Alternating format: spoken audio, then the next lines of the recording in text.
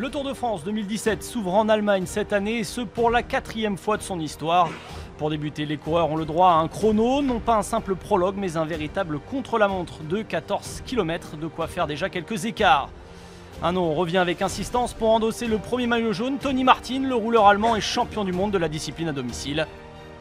Mais le coureur Katusha Alpecin a récemment été battu par Richie Porte sur le Dauphiné, de quoi donner des idées aux favoris pour le général dès cette première étape.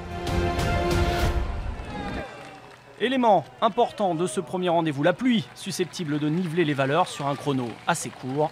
Difficile pour les premiers coureurs de s'exprimer sur les routes détrempées, on est loin des 55 km/h de moyenne attendue.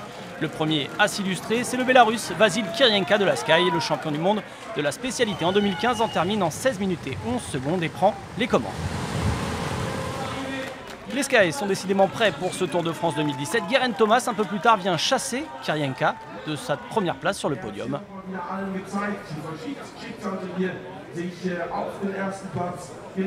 Et l'heure des grands favoris a enfin sonné et la première frayeur est pour Alejandro Valverde. Pourtant expérimenté, l'Espagnol chute lourdement dans un virage.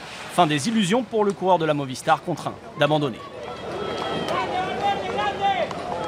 Tony Martin, le grand favori, ne parvient pas à dominer les deux premiers Sky, Kiryenka et Thomas. Un homme peut encore changer la donne, il s'agit de Christopher Froome, mais lui aussi flanche sur la dernière partie du tracé et laisse son compatriote Geraint Thomas remporter la première étape et endosser le maillot jaune.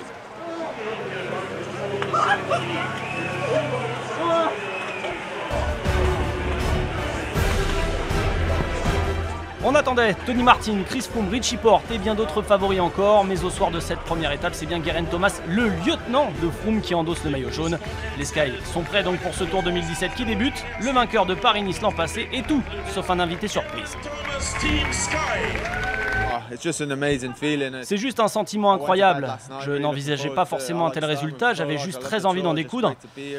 J'adore le Tour et j'adore le prologue, je suis content d'être là. Je n'ai jamais vraiment pensé gagner, juste monter sur le vélo et rouler le plus vite que je pouvais. Cette victoire est un rêve et porter le maillot jaune sur le Tour, c'est vraiment incroyable. Champion olympique de poursuite, Geraint Thomas crée une demi-surprise sur la ligne d'arrivée aujourd'hui à Düsseldorf. Il devance le jeune Suisse de la BMC Stefan Kung, meilleur jeune après cette première étape. A noter que 4 Sky figurent parmi les 10 premiers de cette étape et donc du général. Le premier français Pierre-Roger Latour termine à la 18e place à 25 secondes du vainqueur. Demain, place à la première étape en ligne de ce Tour de France 2017, direction la Belgique, 203 km entre Düsseldorf et Liège, sans franchir une seule côte ardennaise.